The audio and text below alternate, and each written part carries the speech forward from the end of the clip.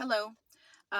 Today is April 23, 2024, and this is Trevino family video number 1. Hello again. My name is Sonia Trevino, and I'm recording this video to break my silence about the manner in which the state of Texas has targeted my family. I am seeking help from the federal government because the systems here in Texas have proven extremely hostile toward me, and as an extension of me, toward my family as well. I am an 18-year veteran school teacher. I have a master's degree in educational leadership, and I hold the position of Secretary of Education for the Greater Houston Coalition for Justice. Because the Texas Education Agency, or TEA, seized control of Houston ISD in June of 2023, I assembled the coalition's Title VI third-party complaint of discrimination against TEA on behalf of Houston ISD. I then submitted that document to the U.S. Department of Education's Office of Civil Rights in March of 2024. At the moment, I am employed by Houston ISD, but I've worked for several different school districts within the greater Houston area. But this hasn't been by choice because as a school teacher, I've been bullied and harassed and either forced to resign or outright fired from the last 5 school districts that I've worked for, including the now TEA-controlled Houston ISD. The situation has gotten so bad that the state has recruited local law enforcement to participate in the harassment. And I have no doubt that my entire family is absolutely terrified. The police have unlawfully detained me, falsely arrested me twice, and filed about 16 different falsified police reports against me.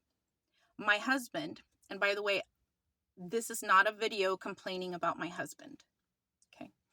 My husband, an humble ISD teacher, then used those false allegations and falsified reports to file an unfounded order of protection against me, which is keeping me from communicating with my children and keeping me from my home as well. I have now been away from my home since September of 2023, and I haven't seen my son since December. Houston ISD fired me on February the 9th of 2024, and I find myself once again challenging the firing. So at this moment, I am dealing with a criminal case, a civil case, and an employment case all at the same time. Some of the details for the criminal case include that on September the 12th of 2023, a co-worker followed me out to the parking lot after work and asked, "Ms. Trevino, do you regret coming to work here yet?" I recognized that threat, but I finished that short exchange politely anyway. As soon as I got home, however, I was falsely arrested. My hearing for this criminal case has been reset several times and is now scheduled for June 25th of 2024. And the criminal charges turned into a federal indictment after answering truthfully to questions asked by an assistant district attorney at the civil trial on January 9th of 2024.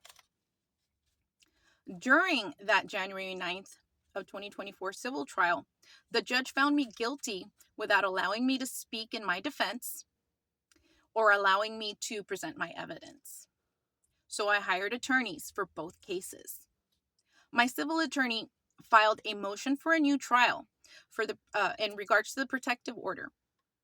But during that hearing, the judge behaved more unethically than she had before, even going as far as informing me that I am not in control. Both courts held mock trials in my presence to intimidate me, and it's been made clear that if I quit my job, those with authority could possibly make both cases go away, and they could possibly allow me to have my family and my home back. But my experience tells me that the harassment would not end there. I would always know that my family, my employment, our peace of mind, or anything that belongs to us would be subject to, you know, tampering with or destruction at anyone in authority's whim. So enough is enough. The targeting of my family by the state of Texas and the extreme vindictiveness with which it is being carried out has taken a huge financial, physical, mental, emotional, and social toll on all of us. I understand that these people can make my family's life very difficult. But what I am saying right now is that they've been doing that for a very long time now without any provocation whatsoever from me or from my family. So, because I want to keep these videos short, this is just the first of several videos that I plan to release. Like I said before, I am hoping to receive assistance from the federal authorities because I found that here in Texas, authorities and agencies alike are connected in this illegal and unethical and extremely damaging vendetta.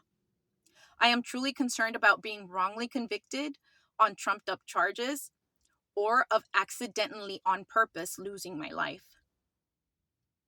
Thank you very much for watching and for listening. And I will continue speaking my truth on the next video. Thank you.